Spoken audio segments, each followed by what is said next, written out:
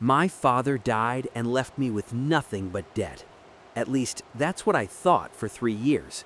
Turns out, he left me something worth over $1 million and I almost threw it away. I'm going to tell you a story that sounds impossible, but every word of it is true. It's about my father, a man I thought I knew. A man who worked 2 jobs his entire life, drove the same beat-up car for 15 years, and never took a single vacation. When he died, I was 24 years old, broke and angry. Angry because he left me with bills I couldn't pay and a mystery I didn't want to solve. But that mystery changed everything. The day my father died was a Tuesday. I remember because I was supposed to meet him for lunch that afternoon. He never showed up. Instead, I got a phone call from the hospital telling me he'd had a heart attack at work. By the time I got there, he was gone. I didn't cry at first. I think I was in shock. My father and I weren't close, not really. He was always working, always tired, always quiet. We lived in the same house, but it felt like we lived in different worlds. I wanted to go to university and study literature. He wanted me to learn a trade, something practical. We argued about it for years, until I finally just stopped talking to him about my dreams altogether. After the funeral, I had to deal with his things. That's when I found the letters. Dozens of them, all from the same company, a debt collection agency. They were looking for payment on a loan my father had taken out 5 years ago. The amount was huge, more than $30,000. I had no idea he owed anyone that kind of money. I felt betrayed. Here I was, struggling to pay rent, working night shifts at a warehouse, and my father had been hiding this massive debt the whole time. I thought about just ignoring it, pretending I never saw the letters. But they kept coming. Phone calls, too. The collectors were relentless. One of them told me that as his son, I might be responsible for paying it back. I didn't know if that was true, but the thought of it terrified me. I was already drowning in my own student loans. I couldn't take on his debt, too. I decided to go through his things more carefully, hoping to find some explanation, maybe even some hidden money. What I found instead was more confusion. Bank statements showing he'd been paying this loan every single month without fail, never missed a payment. So why were the collectors still calling? Then I found a small metal box hidden in the back of his closet. It was locked. I almost gave up trying to open it, but something told me I needed to see what was inside. I broke the lock with a screwdriver. Inside were documents, old papers, some of them yellow with age. Birth certificates, his marriage certificate to my mother, who had died when I was 7. And then, at the bottom, a single envelope with my name on it, my father's handwriting. I opened it with shaking hands. The letter was short, just a few lines, but those lines turned my entire world upside down. To my son, it began. If you're reading this, I'm gone. I'm sorry I couldn't tell you this while I was alive. I was ashamed. The loan you found, the one from the debt collectors, it's not what you think. Look for a man named Ricardo Santos. He works at Banco Nacional. Show him this letter. He'll explain everything. I love you. I'm sorry I wasn't a better father. That was it. No explanation, just more mystery. I didn't know what to do with this information. Who was Ricardo Santos? What did he have to do with my father's debt? And why couldn't my father just tell me the truth while he was alive? I spent the next week trying to ignore the letter. I told myself it didn't matter, that my father was gone and nothing would bring him back. But the debt collectors kept calling, and every time they did, I thought about that letter. Finally, I decided to find Ricardo Santos. It took me 3 days to work up the courage to actually go to the bank. I felt stupid, walking in there with a crumpled letter and no real plan. I asked for Ricardo Santos at the front desk. The woman looked at me like I was crazy, but she made a phone call. 10 minutes later, a man in his 50s came out to meet me. He had gray hair and kind eyes, and when I showed him the letter, his expression changed completely. "You're Antonio's son," he said. It wasn't a question. I nodded. "Come with me," he said. He led me to a private office in the back of the bank. Once we were alone, he sat down and looked at me for a long moment before speaking. "Your father was a good man, one of the best I've ever known, and I'm sorry for your loss." I didn't know what to say, so I just waited. "The loan you found, the one from the debt collectors, it's not a loan, not really. Your father took it out 5 years ago, yes, but it was part of a larger financial plan. He came to me for advice because he wanted to make sure you'd be taken care of if anything happened to him." I felt my stomach drop. "What do you mean?" Ricardo opened a drawer and pulled out a file with my father's name on it. "Your father knew he had a heart condition. The doctors told him he needed surgery, but he couldn't afford it. He also couldn't stop working because he was the only one supporting you.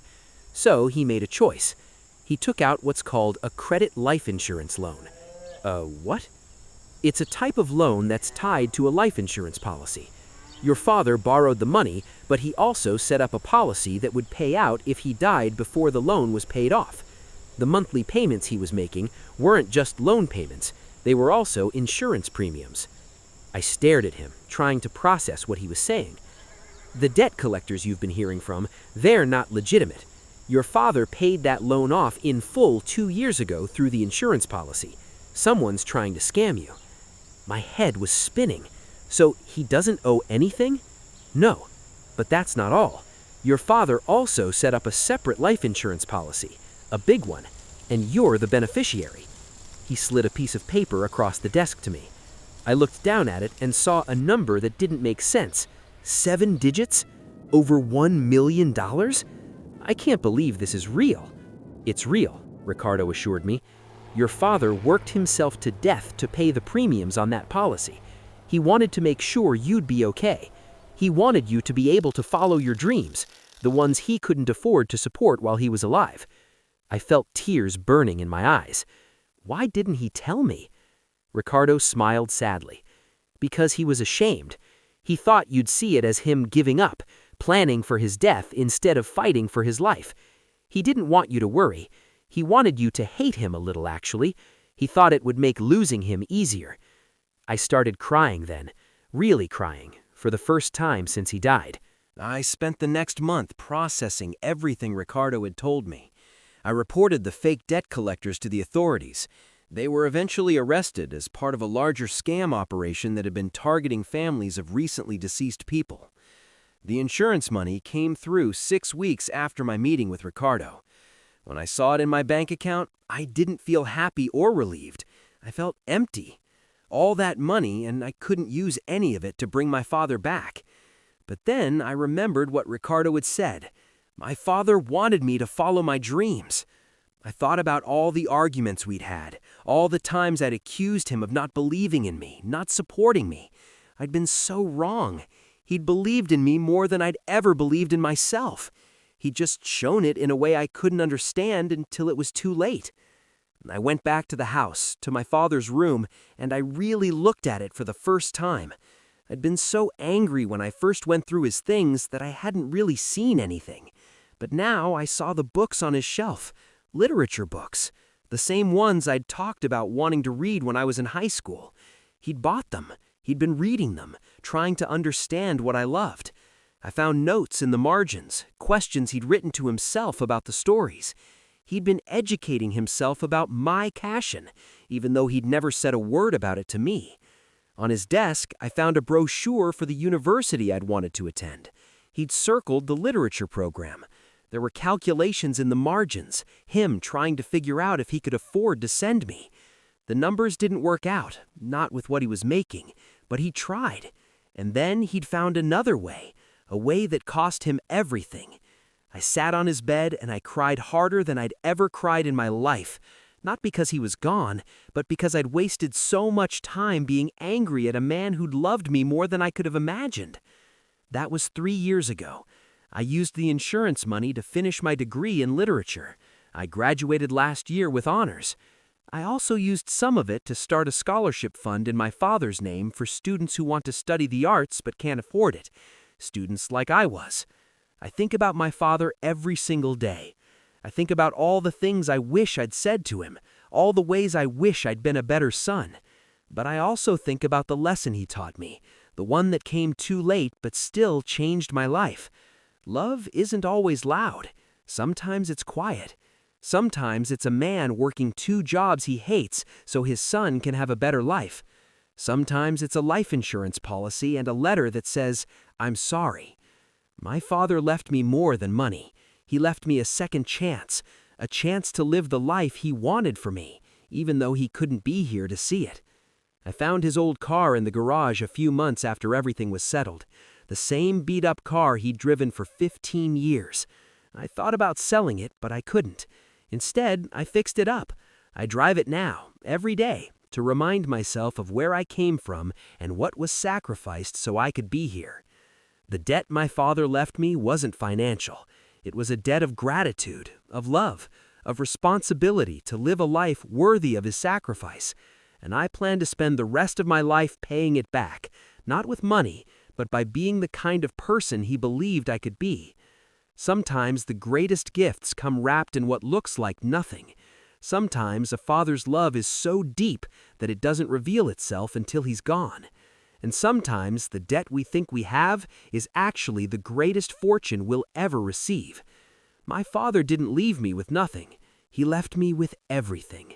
And it took losing him to finally understand that. I wish I could tell him thank you. I wish I could tell him I understand now. I wish I could tell him that I love him, that I'm sorry, that I see everything he did for me.